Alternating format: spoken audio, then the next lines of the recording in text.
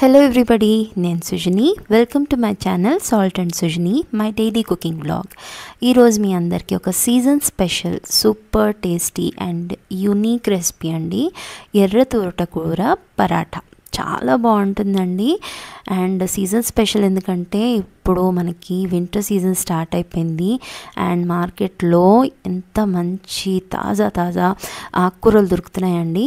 So నేను ఇవాళ ఒక 100 గ్రాములు ఈ ఎర్ర తోటకూర తీసుకున్నానండి. శుభ్రంగా వాష్ చేసేసుకుని చిన్నగా చాప్ చేసేసుకున్నాను. ఇప్పుడు ప్యాన్లో 1 టీ స్పూన్ అంత నెయ్యి వేసుకొని ఈ చక్కగా తరిగి పెట్టుకున్న తోటకూర ఎర్ర తోటకూర వేసేసుకొని మంచిగా ఒకసారి కలుపుకోవాలండి. ఇదే టైంలో కాస్తంత ఉప్పు వేసుకోండి. ఉప్పు ఎక్కువ అవ్వకుండా చూసుకోండి. ఒకసారి మంచిగా కలిపి మూత పెట్టేసి లో ఫ్లేమ్లో దీన్ని మగ్గనిద్దాం. ఈలోపు శనగపిండితో ఒక స్లరీ తయారు చేసుకుందామండి. 1 టేబుల్ స్పూన్ అంత శనగపిండి తీసుకోండి. దాంట్లో తగినంత వాటర్ వేస్తూ ఒక స్లరీ లాగా దీన్ని కలిపి పెట్టుకుందాం. ఈలోపు మనకి ఇక్కడ తోటకూర కూడా మంచిగా వేగిపోతుంది. ఇదిగోండి, మంచిగా మనకి ఇక్కడ తోటకూర అనేది వేగిపోయింది. ఇప్పుడు ఏదైతే స్లరీ చేసి పెట్టుకున్నాం కదా దాన్ని దీంట్లోకి వేసి ఒక్కసారి మంచిగా కలుపుకుందామండి. సో ఇది కలిపే కొద్దీ మీకు కనిపిస్తుంది కదా, కింద నుంచి అడుగంటడం మొదలు పెడుతుంది. అప్పుడు మనము 1-2 టీ స్పూన్స్ అంత వాటర్ ఎంత అవసరమైతే అంత వేసుకొని, చాలా తక్కువ పడుతుంది. దీన్ని మంచిగా కలుపుతూ పోతుంటే ఇది మంచిగా ఒక స్టిక్కీ డో లాగా తయారవుతుంది మనకి. ఇదిగోండి ఇలాగా, ఇది రెడీ. దీన్ని పక్కన పెట్టేసుకుందాం. ఇప్పుడు ఒక 2.5 కప్పులు గోధుమ పిండి తీసుకుందాం. దాంట్లో కాస్తంత ఉప్పు, అలాగే కొంచెం ఇంగువ, 1 టీ స్పూన్ అంత కారం, 1 టీ స్పూను వాము తప్పకుండా వేసుకోండి. చాలా మంచి టేస్ట్ వస్తుంది, స్కిప్ చేయకండి.